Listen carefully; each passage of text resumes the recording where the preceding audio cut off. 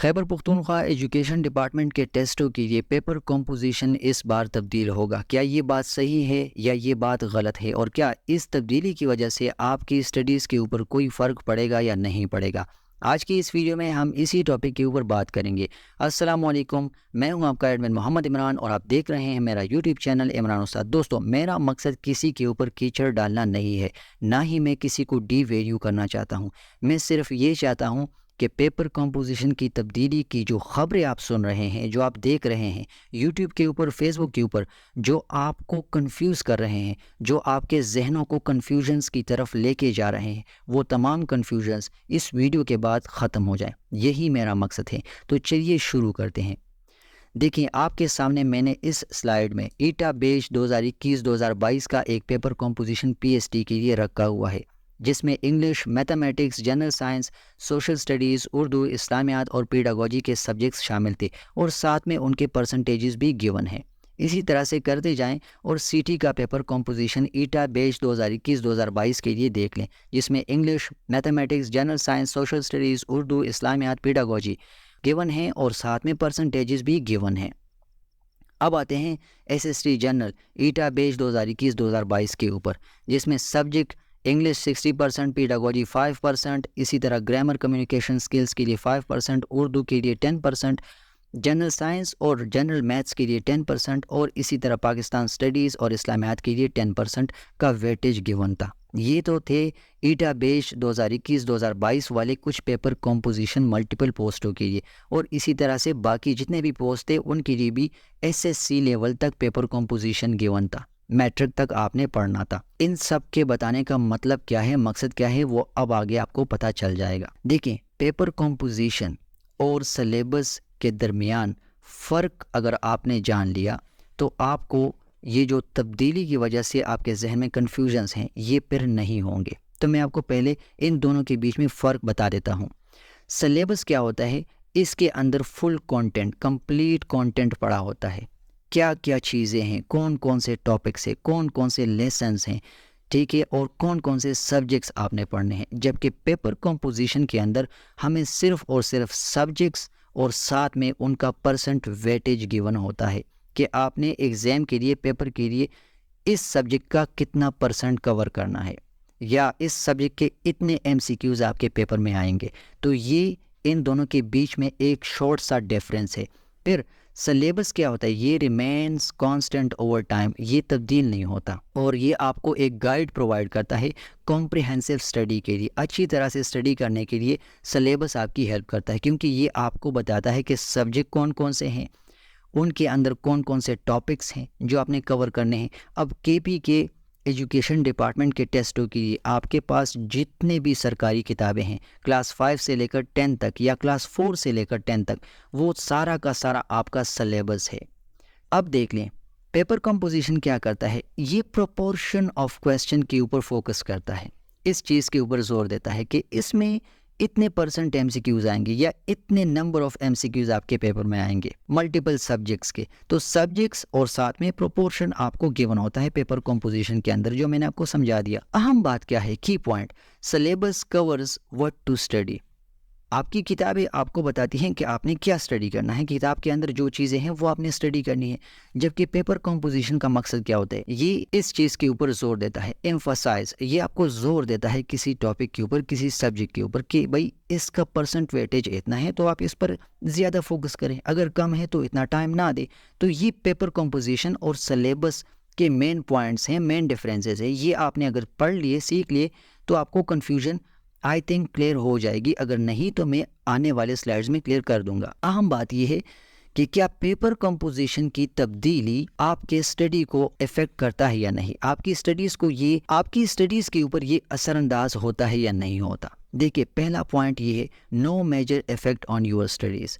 Changing paper composition shifts focus areas but doesn't alter the content. Syllabus तो आपके साथ वही है, जस्ट आपका फोकस चेंज हो गया। अगर पहले उर्दू के लिए 10% एमसीक्यूज़ थे, ठीक है, और अब उर्दू के लिए 20% एमसीक्यूज़ हो गए, तो आपने इन 10% के लिए जितना पढ़ना था वो आप उर्दू के लिए अब भी पढ़ोगे, क्योंकि जहाँ 10% थे तो तब भी आपने पूरा का पूरा केपीके का उर्दू का कोर्स देखना था। अब अगर 20% हो गया फिर भी आपने 20% के लिए पूरा कोर्स ही देखना है। सेम टॉपिक्स होते हैं, ठीक हो गया। You still need to study the same subjects outlined in the syllabus. Syllabus के अंदर जो कुछ भी है, अब आप ये कहेंगे कि हमें तो सिलेबस का पता ही नहीं। आपकी तमाम किताबें, जितने भी बुक्स हैं KPK के, ठीक है, वो आपका सिलेबस है, वो आपने लाजमी पढ़ना है, चाहे पेपर कंपोजिशन लाख दफ़ा तब्दील हो जाए। But the weight given to each may differ. तो इसमें तो कोई बड़ी बात नहीं है। ये लोगों ने इसकी बड़ी हेडलाइंस, बड़ी न्यूज़ बना दी है कि ये तब्दील हो गया, 20% बन गया, तो ये इतनी बड़ी बात नहीं है। आई थिंक आपको यहाँ पर भी जो मैं कहना चाहता हूँ, जो मैसेज देना चाहता हूँ, वो क्लियर हो गया होगा। Focus on core areas. The syllabus stays the same, ensuring that essential knowledge remains relevant regardless of the paper composition.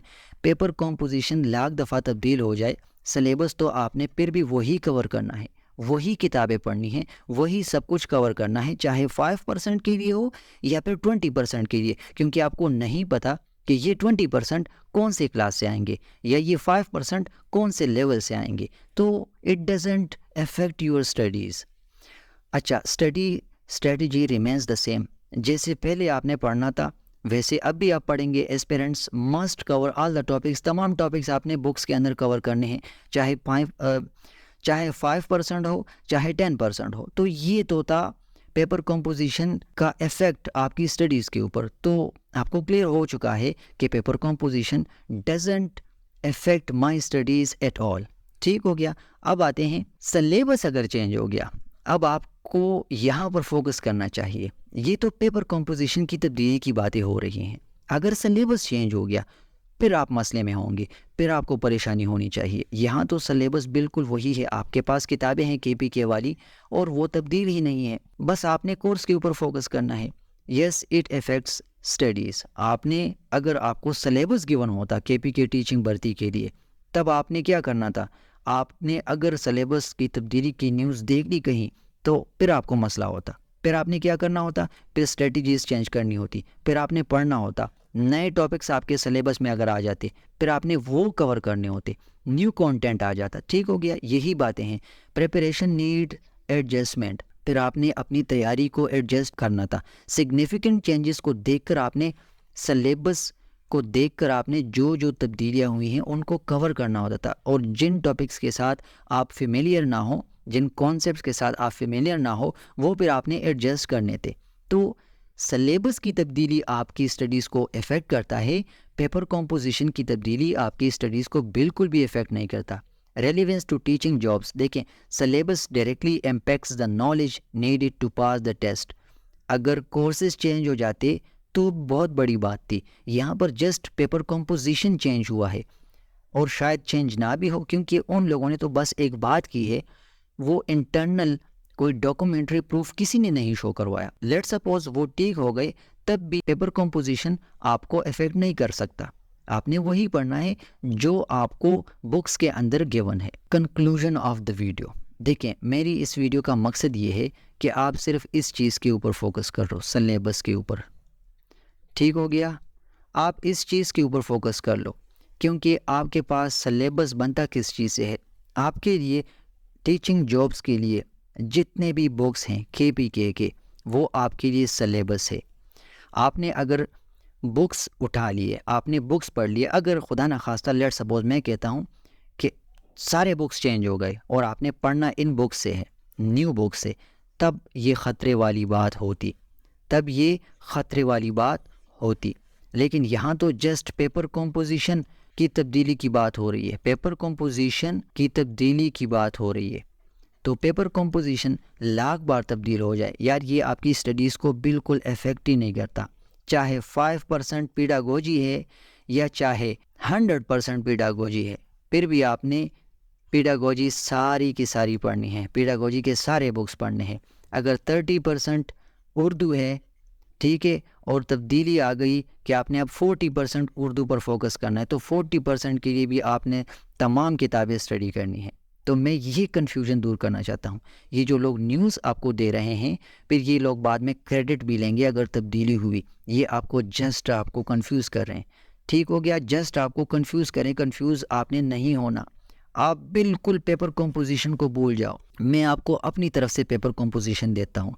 आपका पेपर कंपोजिशन क्या है, क्लास 5 से लेकर 5th क्लास से लेकर 10th क्लास तक प्रीवियसली जो सिलेबस था, ठीक है, उसमें जो लेवल था एसएससी मैट्रिक लेवल जो था उसमें, बस ये सारी किताबें आपके लिए आपका पेपर कंपोजिशन है। आप परसेंटेजेस को बिल्कुल भूल जाओ, परसेंटेजेस को आप बिल्कुल भूल जाओ। आप सिर्फ़ और सिर्फ स्टडीज़ के ऊपर फोकस करो, आप बुक्स के ऊपर फोकस कर लो। अगर आपने पेपर कंपोजिशन को लेकर ख़ुद को कंफ्यूज कर दिया कि यार ये तो तब्दील हो गई या ये हो गया वो हो गया, फिर आप स्टडी नहीं कर पाओगे। मैं चाहता हूँ आप ये वीडियो देखकर स्टडी स्टार्ट कर दें। मिलते हैं एक नई वीडियो में, इंशाल्लाह आपसे मुलाकात होगी। अस्सलामु अलैकुम वरहमतुल्लाहि वबरकातुहू।